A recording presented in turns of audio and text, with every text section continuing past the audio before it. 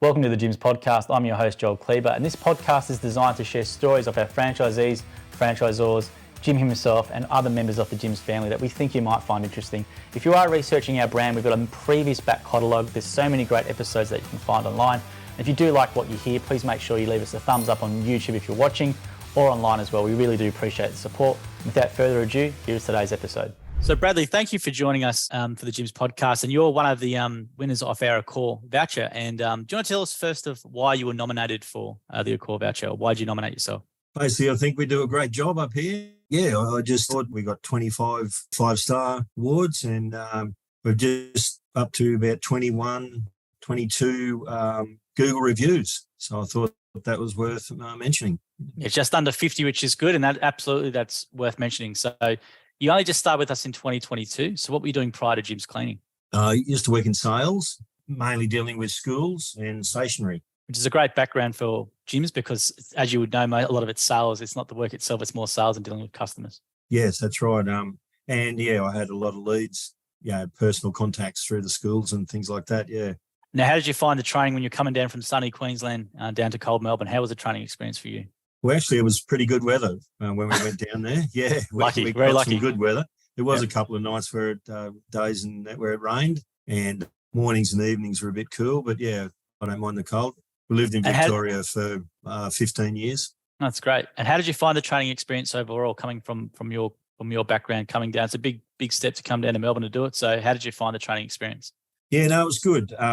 It really pushed the gyms, the way gyms do it, and the professionalism of them. And I mean, anyone can get a cleaner, but I think especially, all the guys, especially Jim, I suppose, really push the, you have to be professional. You have to be and do the job to a high standard. And then, of course, you can charge a lot higher. And we've had a lot of people say, oh, gee, that's a fair amount that you're charging. But when we show them and then do what we do, they're happy as. We don't have any complaints. Let's talk about what you do then. So maybe you want to talk about, just educate people about, because you said a good statement then, which was about, anyone can get a cleaner, which is true. There's so many people around. So what's the Gyms Cleaning difference, or what do you do differently in your business to get those 5-star reviews?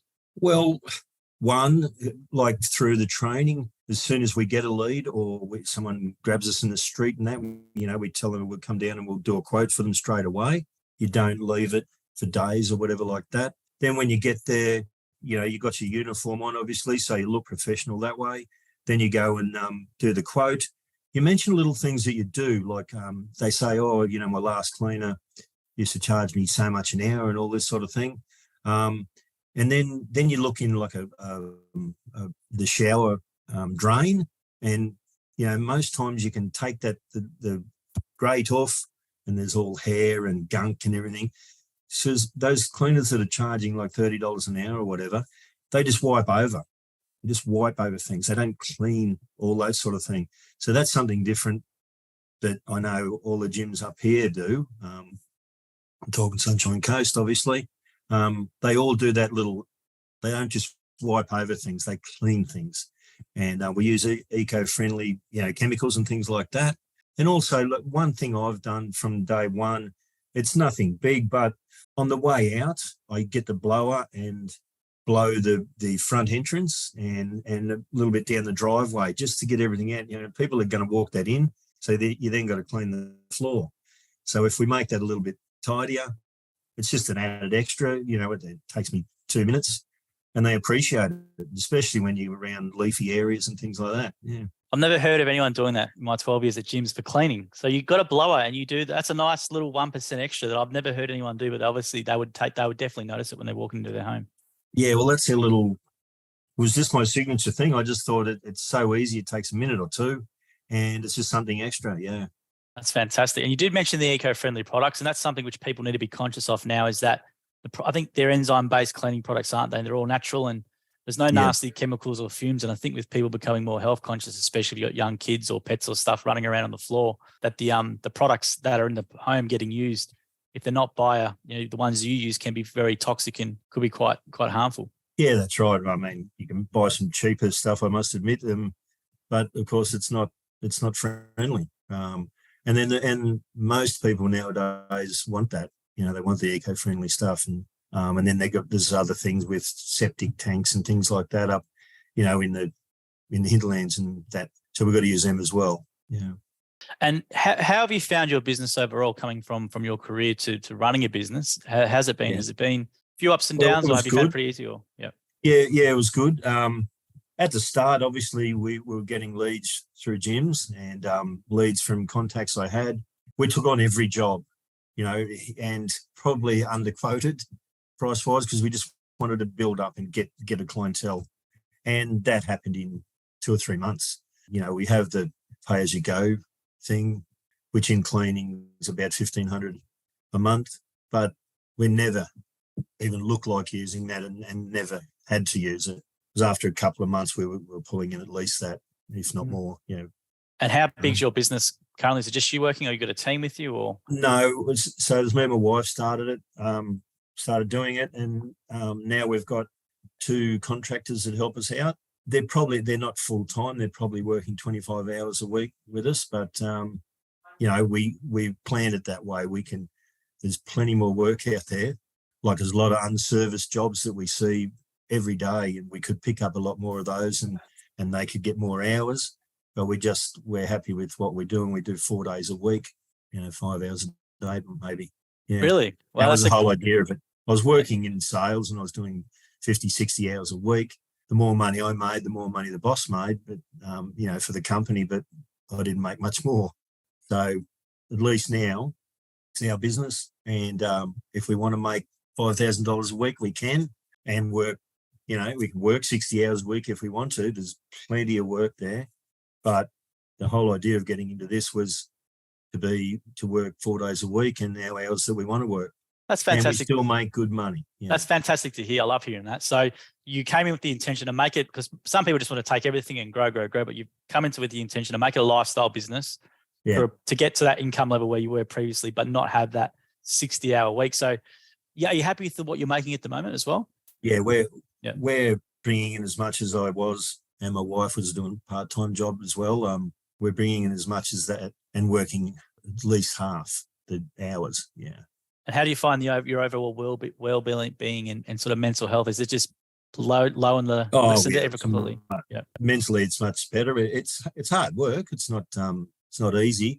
I've got a couple of I've had my knees replaced, and I find it hard to kneel down and all that sort of thing. But unfortunately, my wife does that, and I do the standing up, the kitchening, and the vacuuming, and high things. Yeah. What's your best, let's say, advice to new franchisees? Because there is a lot of demand up in the Sunshine Coast. There's a lot of unserviced leads. So if someone was coming into gyms, what's sort of your best advice to them, or what would you tell them that could maybe help them on their journey? Well, someone joining up new. Yeah. Well, first of all, don't be scared off by the training, because it's a week, I know, and down in Victoria, but it's fantastic. You learn a lot, not wiping a bench and cleaning like that. You just learn how to run the business, how to look after your clients, everything like that. And you also learn how, time management and things like that. That's an important thing when you with your own business. And you also learn, do you want to do this and work flat stick every day of the week, or do you just want time manage and do it a lot less but make good money? Yeah. Has it married up with what you thought it was going to be? Or has it exceeded it? The expectations have been about what you thought, or? Yeah. Yes. No. It has. Probably we probably didn't think it'd be as hard initially to start off in the jobs that we do, and we just, as I said, we took on everything to get the clientele there, and now because I must admit we're a bit scared that maybe there wasn't that much work around, and there's a lot of cleaners around, but when you compare the gym standard to others, we don't, but you can nearly charge double what they charge, and the clients are happier. They lose clients because they don't do a good job, and then when we tell them a certain price, they go, "Oh, wow, that's a lot more than we were paying." And then, like I say, we say to them, "Well, look, this is what we do, and this is what they don't do." So, and then they're happy. As I said, we haven't lost any clients. We've lost one actually in the whole year, and they've moved house. They moved out of the state. So Can't do That's much all. about that. No, exactly. But that's an amazing achievement, especially in cleaning. Like obviously people, traditionally you'd think some customers would turn over a bit, but to keep all your clients and start is quite a remarkable achievement. Yeah.